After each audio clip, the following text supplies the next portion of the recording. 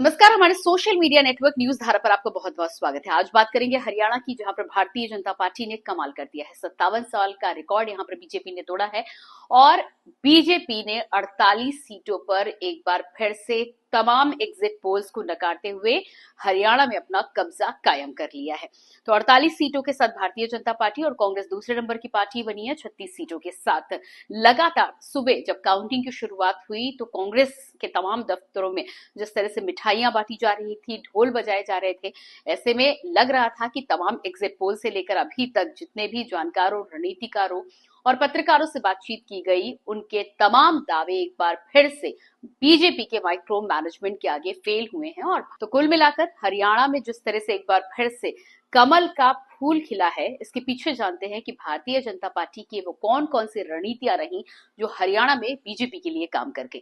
तो सबसे पहली बात अगर यहाँ पर देखी जाए तो जिस तरह से भारतीय जनता पार्टी और बीजेपी हमेशा माइक्रो मैनेजमेंट करती है, वो माइक्रो मैनेजमेंट एक बार फिर से हरियाणा में सफल हुआ है, प्रयोग सफल हुआ है।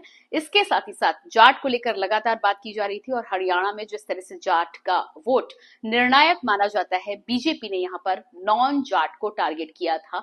नॉन जाट एक साथ एकजुट होकर भारतीय जनता पार्टी के पाले में जिस तरह से आए हैं, उसका सीधा फायदा बीजेपी को मिला है।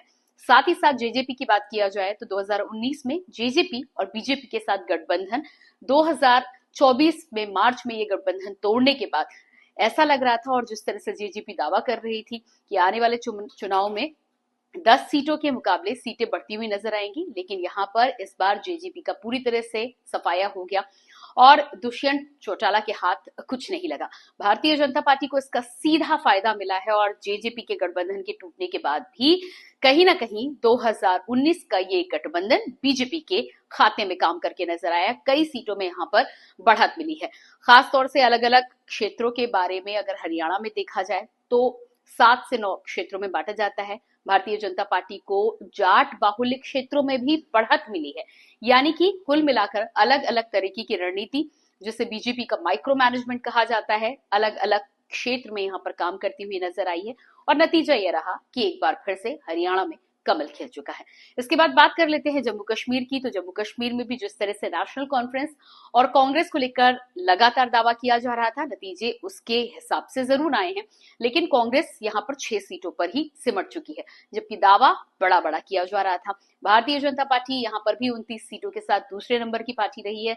पहले नंबर की पार्टी बनी है नेशनल कॉन्फ्रेंस, जिसमें अब उमर अब्दुल्ला नए सीएम हो सकते हैं, इस बात को लेकर ऐलान भी किया जा चुका है। अब देखना यह होगा कि जम्मू कश्मीर के साथ ही साथ खास तौर से दिल्ली के आसपास हलचल मचाने वाले हरियाणा में नायब सिंह सैनी एक बार फिर से सीएम की कुर्सी संभालते हुए नजर आएंगे। इस बात का ऐलान बीजेपी ने पहले ही कह दिया था, लेकिन भारतीय जनता पार्टी का ये जो प्रयोग सफल हुआ है, आने वाले समय में भारतीय राजनीति में इस तरह के कितने और प्रयोग सफल होंगे और कांग्रेस किस तरह से इस हार के बाद आत्ममंथन करती हुई नजर आती है।